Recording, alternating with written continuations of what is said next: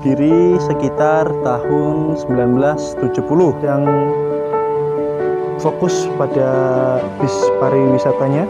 Tahun 1990-an Bisodoro pun mulai membuka layanan akapnya. Loker yang seperti ini, dia kelebihannya adalah kita bisa memantau keberadaan barang kita, tapi keberadaannya tetap tidak bisa kita lupakan.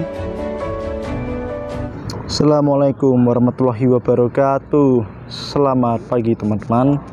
Kembali lagi bersama saya Raka Sans Channel. Pada kesempatan kali ini saya sedang berada di kota Semarang, tepatnya di daerah Genuk ini. Dan saya sedang berada di salah satu garasi bus pemain senior di jalur Jakarta Purwodadi, dan juga salah satu bus senior di jalur Semarang Lasem. Nah, bis apakah itu? Nah, ini dia penampakan bisnya, yaitu bis Sidorukun, salah satu bis yang kami katakan cukup senior melayani penumpang dalam dunia perbisan di Indonesia. Nah, dan ini garasinya ini berada di Jalan Padi Raya. Jalan Padi Raya itu berarti ini ya, kalau dari Pantura Jalan Baru, dekatnya Jalan Baru, dekatnya Temteman bis Patas. Tadi di luar sana patokannya kalau ada bis efisiensi parkir lah, itu ke depan dikit. Nah, ini masuk. Nah, ini dia salah satu ini dia beberapa unit bisnya yang sudah ada di garasi ini.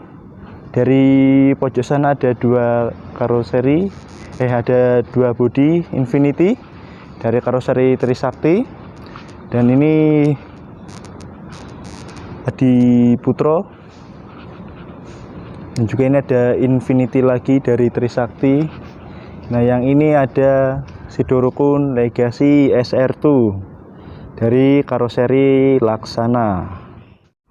Jadi begini teman-teman, sedikit historinya PO Sidorukun ini. Jadi PO Sidorukun ini berdiri sekitar tahun 1970 yang dipelopori oleh beliau Bapak Yusuf Subagio. Nah, dan dulu saat pertama kali Sidorukun hadir itu melayani bus ini ya, antar kota dalam provinsi, yaitu jurusan Semarang Lasem. Nah, setelah melayani Semarang Lasem, baru pada tahun 1990-an Bisodorukun mulai membuka layanan akapnya dengan rute Jakarta Purwodadi, dan beriringan dengan dibukanya layanan pariwisatanya. Dan untuk saat ini unitnya menggunakan karoseri Laksana dan juga Trisakti, serta menggunakan sasis Hino maupun Mercy ya. Dan juga untuk saat ini sudah berada pada generasi kedua, yaitu Bapak Swito selaku bos dari PO Sidorukun ini. Dan info yang saya baru saja sebutkan yaitu berasal langsung dari beliau Bapak Swito. Terima kasih Bapak Swito atas info yang telah diberikan kepada kami. Semoga bisa ini ya, memberikan sedikit edukasi pada teman-teman para pecinta bis di Indonesia. Pagi ini garasinya tidak ramai ya dari aktivitas, karena bisnya ini baru saja tiba dari trip ini. Bis pariwisata ini baru trip dari Surabaya. Kalau yang Infinity nomor 3 ini habis trip juga sama. Nah, kemudian tadi juga ada yang baru datang parkir di halaman depan sana di tempat cucian habis trip dari Banyuwangi. Nah, dan ini ada salah satu unit Legacy SR1 punyanya Sidorukun. Mesinnya itu Mercedes-Benz, kalau nggak salah itu 1521 ya. Nah, ini kalau yang ini legasinya ada dua model. Ini ada SR1 yang facelift, dan yang sampingnya ada SR1 yang ini apa, limited edition. Kalau orang biasanya nyebutnya Legacy LA limited edition. Nah, ini SR2. Ini sebenarnya SR2 generasi pertama ya, sebelum facelift bokongnya. Infinity HD Deluxe generasi yang pertama juga. Ya, mungkin nanti kita coba lihat beberapa unit bisnya seperti apa interiornya. Dan di sana juga ada unit ini ya, New Armada dengan lampu belakangnya jet bass. Oh ya, dan untuk saat ini Sido Rukun sedang fokus pada bis pariwisatanya. Untuk yang angkapnya saat ini sedang istirahat sejenak dari dunia angkap. Bagi teman-teman yang mengincar bis Sido Rukun untuk digunakan sebagai angkutan antar kota, antar provinsi, mungkin bisa sedikit bersabar karena memang bisnya sedang belum melayani. Tapi kalau Anda yang menginginkan bis pariwisatanya, nah ini ready teman-teman. Itu di sana ada pojok sana 1, ini 2, 3, 4, 5, 6, 7, dan 8. Ada 8. Kemudian di belakang sana juga ada lagi 1, 9, 10 ya, kurang lebih ada 10 unit bis yang ready di garasi ini. Nah, sampai yang paling depan itu juga sama, karoserinya Trisakti Infinity HD Deluxe. Nah, ini dia, saya sudah berada di samping bis Sido Rukun yang Trisakti Infinity HD Deluxe. Dan tadi saya sudah sempat matur kali salah satu bapak karyawan di sini untuk minta izin masuk ke dalam untuk melihat bagaimana interiornya. Nah, dan nanti sama-sama kita lihat interiornya yang Infinity HD Deluxe ini seperti apa. Karena khususnya saya sendiri juga belum pernah masuk ke bis Trisakti Infinity HD Deluxe teman-teman. Kalau Trisaktinya Trisakti Ultima beberapa kali pernah. Tapi untuk yang Infinity HD Deluxe ini saya belum pernah masuk, jadi saya masih penasaran seperti apa interiornya. Nah, ini kita lihat dari luarnya dulu ya. Jadi kalau menurut saya Trisakti Infinity HD Deluxe ini dia gimana ya, desainnya itu menurut saya terkesan kalem, dan juga ini yang saya anggap khas banget itu adalah letak topinya. Karena letak topinya itu bagi saya beda daripada yang lainnya. Kalau yang lainnya itu biasanya space, jarak antara topi ke atapnya itu luas, tapi Infinity HD Deluxe ini dia cenderung lebih sedikit space-nya, jaraknya. Jadi bagi beberapa teman-teman penggemar bis, dia mengatakan bahwa topi dari Infinity HD Deluxe ini kok terkesan nanggung. Tapi bagi saya sebenarnya ini bagus, sehingga pandangan mata kita itu masih berada di bawah topinya. Kalau tidak percaya, coba nanti kita buktikan ya, apakah benar pandangan kita ke depan tuh masih berada di bawah topinya atau malah sudah terhalang topinya. Nah, oke, tampak depannya seperti ini. Lampunya ini ya, benar-benar the one and only sepertinya. Saya juga belum pernah lihat ada karoseri lain yang menggunakan headlamp seperti ini selain dari Trisakti sendiri. Nah, ini pokoknya ini Infinity HD Deluxe ini kayaknya secara penggunaan headlampnya itu kayaknya autentik banget ini. Ya karena itu tadi, karena saya merasa tidak pernah melihat ada karoseri lain yang menggunakan headlamp lampu ini.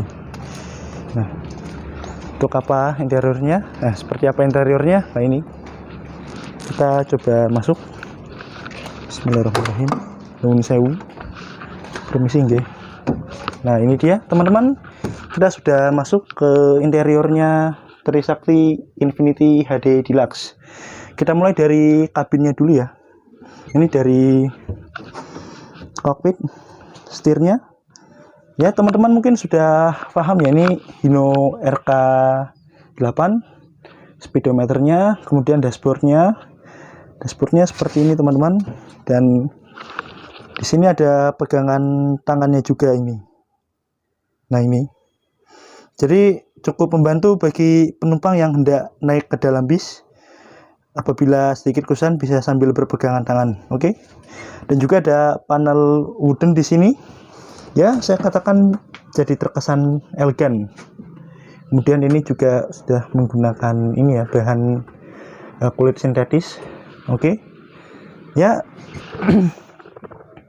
bentuk tampilan dashboardnya saya katakan simple tapi cukup elegan. Nah, kemudian interior penumpangnya, seatnya ini menggunakan seat 22. Nah, kursi kanan 2, kiri dan 2, di belakang juga terdapat toiletnya. Nah, di sini ada tulisan maaf hanya untuk pipis, tidak diperkenankan untuk buang air. Nah, toiletnya seperti ini teman-teman. Ya, ini ada ruang istirahat kru. Nah, ini kapasitasnya adalah 44 seat ya. Dan sepertinya ini merupakan bis yang digunakan bis akap. Nah, ini juga ada footrestnya. Nah, nanti kita coba. Nah, ini teman-teman. Jadi Anda bisa duduk seperti ini. Nah, ini ya. Nah, seperti ini teman-teman. Footrestnya 44 seat. Ya, masih ada jarak kurang lebih segini ya, dari dengkul saya. Ya, kalaupun saya harus lonjor jadi seperti ini hasilnya. Nah, begitu teman-teman. Ya, saya katakan standar ya untuk 44 seat ini. Berarti saya katakan bisnya ini kelasnya patas AC 22 toilet teman-teman. Ini ada audionya. Kemudian apa ini? AC-nya saya tidak tahu ini Thermoking atau Denso. Nah, dan juga kita akan coba duduk di seat yang depan seperti apa pandangannya. Nah, seperti ini teman-teman pandangannya ke depan. Bagi Anda yang penggemar view jalanan, tentu kita masih bisa melihat jelas dengan mata kepala kita sendiri ya teman-teman, tanpa kehalangan topinya, karena topinya posisinya sudah agak ke atas. Tapi kalau teman-teman yang merasa ingin melihat pemandangan berupa langit ataupun dahan-dahan pohon, ya agak ketutupan ini ya, palangnya ini. Tapi kalau fokus Anda pada jalanan, saya rasa segini cukup luas lah. Nah, seperti ini teman-teman pandangan ke depannya. Dan seatnya sendiri ini menggunakan seat buatan Versa ya. Jadi seat di karoseri kita ini tidak hanya antara Rimba Kencana ataupun Aldila, tapi juga ada Versa. Nah, ini contohnya digunakan oleh PO Sari Mustika.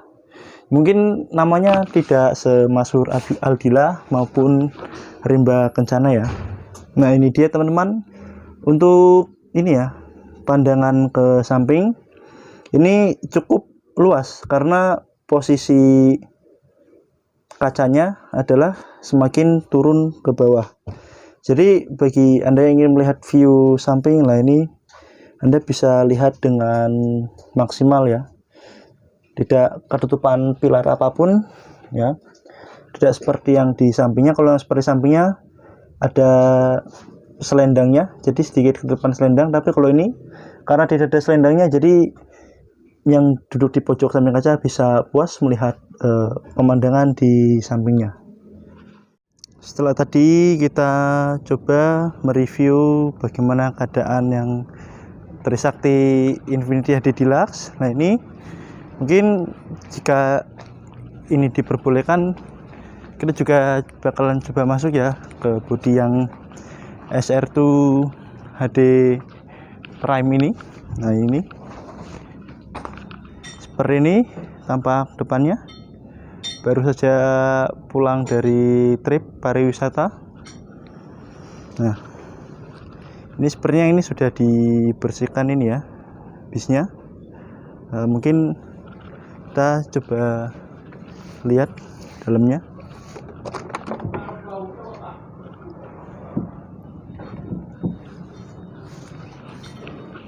Nah, ini dia teman-teman interiornya. Kita coba masuk. Boom. Nah, seatnya menggunakan seat Bluedroo teman-teman. Ini dashboardnya Hino RK8 ya. Seperti ini dashboardnya. Dashboard standarnya Legacy. Seperti biasa ada pegangannya bagi penumpang yang ingin naik. Nah, ini dia.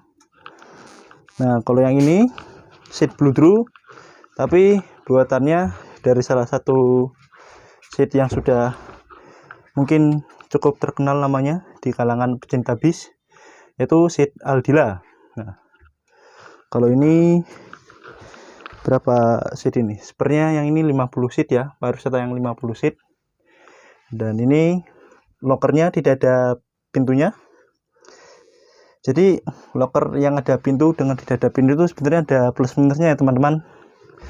Kalau loker atas ini ada pintunya, itu nilai plusnya tentu akan terlihat lebih rapi dan juga barang-barang akan lebih aman karena tidak khawatir akan terjatuh. Nah, tapi kalau loker yang seperti ini, dia kelebihannya adalah kita bisa memantau keberadaan barang kita.